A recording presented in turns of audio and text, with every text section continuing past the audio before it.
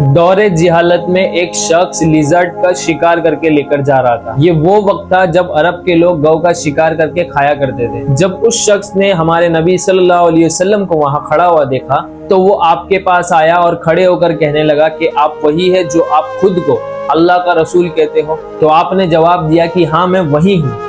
تو اس نے اس مری ہوئی گو کو ہمارے ایک نبی کریم صلی اللہ علیہ وسلم کے پاس پھینکا اور کہا کہ اگر آپ اس گو کو اپنے منہ سے بلوا دے کہ آپ اللہ کے رسول ہیں تو میں مان جاؤں گا، ورنہ نہیں۔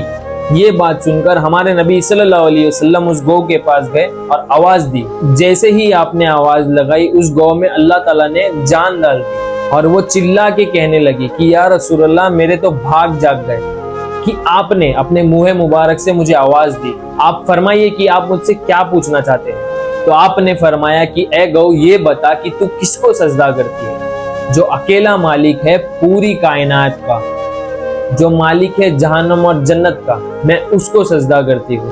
پھر آپ نے کہا کہ تو یہ بتا کہ میں کون ہوں؟ تو وہ گو کہتی ہے کہ آپ اللہ کے نبی ہے، اللہ کے رسول ہے اور آپ کے بعد کوئی نبی نہیں۔ آپ کو ماننے والا اس دنیا کا کامیاب انسان ہے اور آپ کو نہ ماننے والا وہ ہمیشہ کے لیے ناکامیاب ہے۔ آپ نے اس شخص کی طرف دیکھا اور کہا کہ بول اب کیا کہتا ہے؟ اس شخص نے کہا کہ اب تو میں آپ کا کلمہ پڑھتا ہوں۔ آپ نے ایک مری ہوئی گو سے بلوا دیا۔ یہ کہہ کر اس نے کلمہ پڑھا اور اسلام کو قبول کر لیا۔